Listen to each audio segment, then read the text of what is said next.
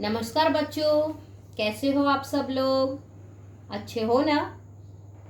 हमेशा याद रखो, आपको हमेशा मास्क पहने रखना है और हाथ धोते रहना है। कक्षा 6 विषय हिंदी की इस वीडियो में मैं आपका स्वागत करती हूँ। तो चलो बच्चों, अब हम हमारे पाठ की ओर आगे बढ़ते हैं। पाठ 3, समझदार नन्ही। बच्चों, हमने हमारे इस पाठ में हमारी पिछली वीडियो में मुहावरे के अर्थ देखे थे और निम्नलिखित वाक्य किसने किससे कहा और क्यों, बताइए, ये भी देखा था। आज हम अब हमारे अभ्यास की ओर आगे बढ़ते हैं। हमारे इस पाठ में अभ्यास में प्रश्न 2 है। यदि तुम नन्ही की जगह होते तो बिच्छू के साथ कैसा बर्ताव करते? सोचकर कहिए। यदि तुम यानी आप लोग, अगर आप नन्ही की जगह होते तो बिच्छू के साथ कैसा व्यवहार करते बच्चों? तो ये आप कैसा व्यवहार करते या कैसा बर्ताव करते, वह आपको खुद लिखना है, बराबर ने? तो आपको इस प्रश्न का जवाब अपने हिसाब से बनाकर लिखना होगा। अब हम आज हमारे स्वाध्याय के जो प्रश्न है ना, स्वाध्याय के जो प्रश्न, कितने प्रश्न है स्वाध्याय में दिए हुए? 7 प्रश्न है। तो वह 7 प्रश्नों को अभी देखेंगे। बच्चों, स्वाध्याय में हमारा प्रश्न पहला है, नन्ही कौन थी? तो नन्ही कौन थी? नन्ही एक बतख थी। हमने देखा ना हमारी पाठ में, कहानी में। दूसरा प्रश्न है, बिच्छू कहाँ फंस गया था? बच्चों, बिच्छू कहाँ फंस गया था? बिच्छू दलदल में फंस गया था, बराबर ने? तो हमारा उत्तर बनेगा कि बिच्छू दलदल में फंस गया था। तीसरा प्रश्न है हमारा, बिच्छू को क्यों पछतावा हुआ? तो बच्चों आप बताइए, बिच्छू को क्यों पछतावा हुआ था? बिच्छू को पछतावा हुआ, बिच्छू को पछतावा हुआ क्योंकि 2 बार जीवन दान देने वाली बतख यानी नन्ही को डंक मारने चला था, इस वजह से बिच्छू को पछतावा हुआ। अब हमारा प्रश्न है प्रश्न 4, बराबर? प्रश्न 4 कौन सा है हमारा? नन्ही ने क्या निश्चय किया? क्या निश्चय किया था बच्चों नन्ही ने? नन्ही ने यह निश्चय किया कि वह मुसीबत में पड़े को हमेशा बचाती रहेगी, बराबर? हमारा प्रश्न 5 है हमारा, नन्ही ने बिच्छू को क्यों बचाया? नन्ही ने बिच्छू को क्यों बचाया? यह हमारा प्रश्न 5 है, बराबर? तो बिच्छू, उसका उत्तर बनेगा, बिच्छू दलदल में फंस गया था। उसने नन्ही से प्रार्थना की, बहन मुझे बचा लो। नन्ही को बिच्छू पर दया आ गई। क्या आ गई थी? नन्ही को बिच्छू पर दया आ गई, इसलिए नन्ही ने बिच्छू को बाहर निकालकर बचाया। आगे हमारा प्रश्न है प्रश्न 6, बिच्छू के स्वभाव के बारे में माँ ने क्या कहा? बिच्छू के स्वभाव के बारे में माँ ने क्या कहा था बच्चों? तो बिच्छू के स्वभाव के बारे में माँ ने नन्ही से कहा कि बिच्छू अपनी आदत का गुलाम है, या तो बिच्छू अपनी गंदी आदत का गुलाम है। उसे चाहे कितनी बार बचाया जाए, बराबर, चाहे कितनी बार उसे बचाया जाए, वह बार बार डंक मारता रहेगा। इसके बाद हमारा 7वां प्रश्न है, नन्ही ने अपने स्वभाव के बारे में क्या कहा? क्या कहा था बच्चों नन्ही ने अपने स्वभाव के बारे में? तो नन्ही ने अपने स्वभाव के बारे में क्या कहा था? नन्ही ने बिच्छू से कहा कि भलाई करना मेरा स्वभाव है। मैं तुमसे बदला लेने के लिए अपनी आदत क्यों छोड़ दूं? मेरा काम बचाना है। मैं मुसीबत में पड़े को हमेशा बचाती रहूंगी।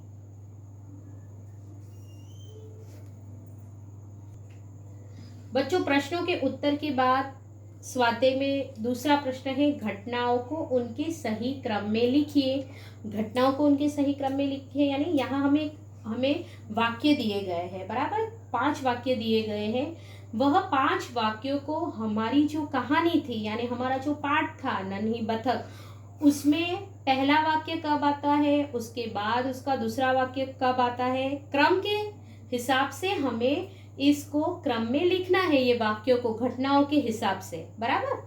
तो हमारे पास ऐसे 5 वाक्य है। जैसे पहला है, नन्ही बिच्छू की आवाज सुनकर दौड़ती आ गई, नन्ही अपनी माँ के पास चली गई, नन्ही ने बिच्छू को दलदल से निकालकर सूखे स्थान पर रख दिया, नन्ही ने बिच्छू को दलदल में फंसा हुआ देखा और बिच्छू ने नन्ही को डंक मार दिया। अब ये 5 वाक्यों में से पहला वाक्य कहानी में कब आता है, वो हमें देखना है कि पहला वाक्य कब आता है, बराबर। तो पहला वाक्य कब आता है बच्चों, तो पहला था कि नन्ही ने बिच्छू को दलदल में फंसा हुआ देखा, तो ये बनता है हमारा पहला वाक्य, बराबर।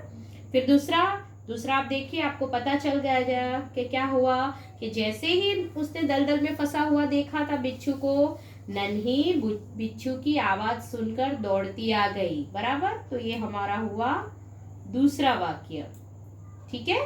फिर इसके बाद हमारा तीसरा वाक्य कौन सा बनेगा, तो उसके बाद दौड़ती आ गई और नन्ही ने बिच्छू को दलदल से निकालकर सूखे स्थान पर रख दिया, बराबर। तो ये हमारा बनेगा तीसरा वाक्य बनेगा हमारा, ठीक है बच्चों।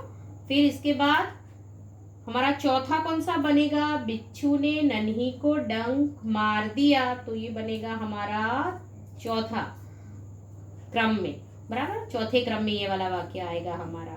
और सबसे लास्ट क्रम में जो है वो ये नन्ही अपनी माँ के पास चली गई, तो ये हमारा बन जाएगा 5वां क्रम का वाक्य।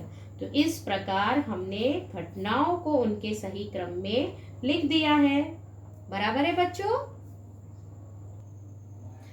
स्वाध्याय में हमारा तीसरा प्रश्न है, इकाई में से 5 संज्ञा शब्द ढूंढिए और उनका वाक्य में प्रयोग कीजिए।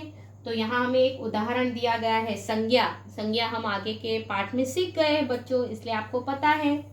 तो जैसे बिच्छू, तो बिच्छू जो एक संज्ञा शब्द है, उसको क्या किया गया है, संज्ञा शब्द को वाक्य में प्रयोग किया गया है। जैसे बिच्छू दलदल में फंस गया था, वैसे ही आपको अपने पाठ में से संज्ञा शब्द को ढूंढने हैं और उसका वाक्य में प्रयोग करना है। तो पाठ में से हम संज्ञा शब्द ढूंढेंगे, तो आप संज्ञा शब्द में नन्ही शब्द भी आ सकता है बच्चों, फिर दलदल शब्द भी आ सकता है, फिर आप सीख गए हो ना संज्ञा। फिर आप जैसे जैसे पाठ पढ़ोगे तो आपको पता चल जाएगा, दया शब्द भी संज्ञा है, फिर स्थान शब्द भी संज्ञा है, मुसीबत यह शब्दों का प्रयोग भी आप कर सकते हो, बराबर बच्चों।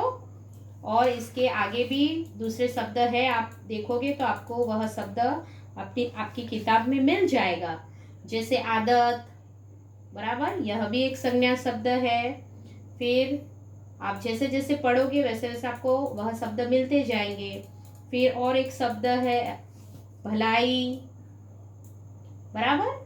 तो ये शब्द का उपयोग कर कर आपको वाक्य बनाने होंगे। तो देखा बच्चों, मैंने आपको अलग अलग 5 संज्ञा शब्द बताए ना, वैसे ही वह शब्दों का उपयोग कर कर आपको इस तरह से वाक्य में प्रयोग करना होगा। अब हम देखते हैं हमारा आगे का प्रश्न। तो हमारा आगे का प्रश्न है, प्रश्न 4 है हमारा, इकाई में प्रयुक्त मुहावरों में से किन्हीं 3 मुहावरों को रेखांकित कीजिए और उनका अर्थ देकर वाक्य में प्रयोग कीजिए। बच्चों, हमने आगे ही मुहावरे देख लिए थे और उसका वाक्य में प्रयोग भी देखा था, तो यह प्रश्न आपको अभी नहीं लिखना है क्योंकि हमने आगे ही मुहावरे के अर्थ हम लिख चुके हैं। अब हम हमारे आगे की प्रश्न की ओर आगे बढ़ते हैं। हमारा आगे का प्रश्न है प्रश्न 5। प्रश्न 5 है, निम्नलिखित शब्दों के समानार्थी, क्या बनाना है बच्चों, हमको समानार्थी शब्द खोज कर उनका वाक्य में प्रयोग करके लिखिए, बराबर। तो पहला उदाहरण तो दिया ही हुआ है हमारा, जैसे दिया है नदी, तो नदी का समानार्थी शब्द बनता है सरिता। और उसका वाक्य में प्रयोग भी किया हुआ है, नर्मदा गुजरात की सबसे बड़ी सरिता है। अब हमारा दूसरा यानी हमारा पहला जो शब्द है वह स्थान। स्थान का समानार्थी शब्द क्या होता है बच्चों? स्थान यानी जगह। उसका दूसरा हम लिख सकते हैं स्थल, बराबर, जगह और स्थल। और उसका वाक्य में प्रयोग करना हो तो आप अपने हिसाब से भी वाक्य बना सकते हैं। जैसे आप बना सकते हैं कि आबू बड़ा ही सुंदर स्थल है। दूसरा शब्द है स्वभाव। स्वभाव यानी उसका समानार्थी होता है बच्चों प्रकृति, बराबर। तो बिच्छू की प्रकृति बुरी होती है, बराबर, यानी बिच्छू का स्वभाव बुरा होता है। फिर है मुसीबत। मुसीबत यानी उसका समानार्थी होगा संकट या आपत्ति, बराबर। तो उसके लिए हम वाक्य बनाते हैं तो सारे परिवार पर आपत्ति आ गई, या फिर संकट में धीरज से काम लेना चाहिए। चौथा शब्द है हमारा प्रसन्न। प्रसन्न यानी खुश, बराबर। आज मैं बहुत खुश हूं, इस तरह से आप वाक्य बना सकते हो। थिरकना। थिरकना यानी नाचना। नन्ही खुशी से नाचने लगी, बराबर बच्चों। अब हम हमारे आगे के प्रश्न की ओर बढ़ेंगे। हमारा प्रश्न है प्रश्न 6। निम्नलिखित शब्द को शब्दकोश के क्रम में लिखिए। शब्दकोश के क्रम में लिखना है हमें हमारा, यानी जो हमारा शब्दकोश है, बराबर, उसके हिसाब से क्रम में लिखना है हमें। तो पहला कौन सा आएगा शब्दकोश के हिसाब से? पहला शब्द बनेगा डंक, फिर आएगा उसके बाद नदी, फिर आएगा ब यानी बिच्छू, फिर आएगा म यानी मुसीबत, और फिर आएगा शैतानी।